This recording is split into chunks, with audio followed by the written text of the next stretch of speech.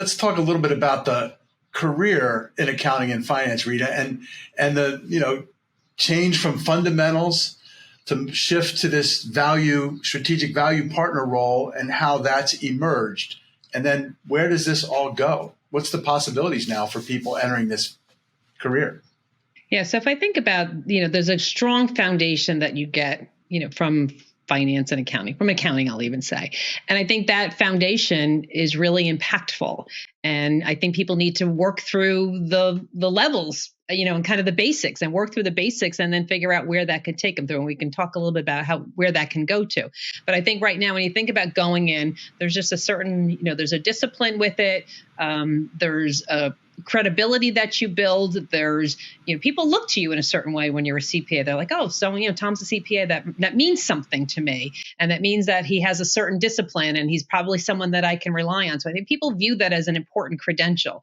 I think when you think about where you go into a company, learning the basics sometimes isn't as much fun when you're going through it, but when you look back on it, it's really important. And you can't really get to the next step in your journey without kind of going through the basics. So really, I think having the dedication to learning the basics and being the best you can, taking on initiatives. If I look back on my career, some of the most valuable learnings I got were by projects that I took, or taking a role that I felt really uncomfortable going into because it didn't feel like it was playing to my strength. But you learn from all of those things. And the initiatives really make you challenge yourself and challenge your way of thinking. So I think really going through and learning the basics is really important and shouldn't be understated.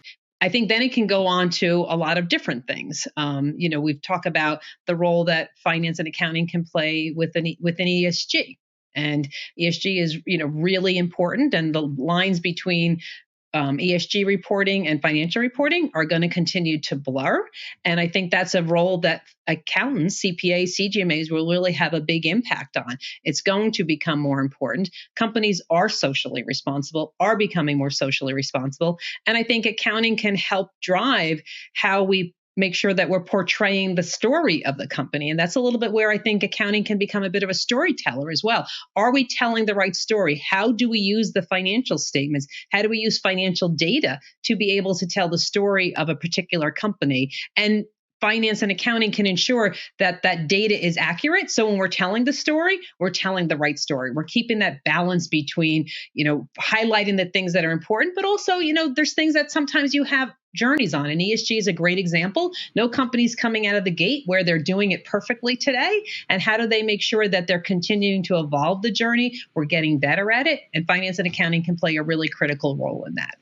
So you're getting to the core of what happened when the CPA license originated in the United States, right? Which was at the brink of the second industrial revolution. The mass manufacturing created the need, bigger companies, more complex business, the need for a licensed certified public accountant.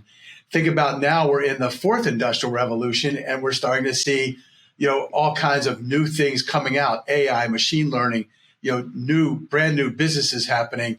So what's the way do we account for that stuff? ESG, all those pieces are exciting, and someone's got to account for them. And that's where I think there's an exciting career opportunity for folks looking at way beyond just numbers, because that's probably the big myth about our profession. It's all numbers. It's a lot more than numbers, as you just have said. Yeah, and it is true. I think so many people who don't understand accounting, they think, everything is a rule and the answer. And it's so much farther away from that. I mean, there is a bit of an art to it. There's guidelines that you get and you have to interpret it. And it's exciting, to be able to think about how to make sure that you're solving a puzzle in many ways. And that's how, again, you learn and you grow and develop. You're helping the business achieve the business outcomes that a business wants to achieve. And I always have this expression that I say, operational cause equals financial effect. So everything that a company does works its way into a financial statement. You buy a pencil, it goes into a financial statement. You enter into a collaboration arrangement, you probably have to disclose something about it. So everything that happens operationally in a company has to have some impact in the financial statements, either from a disclosure or in a core financial statement.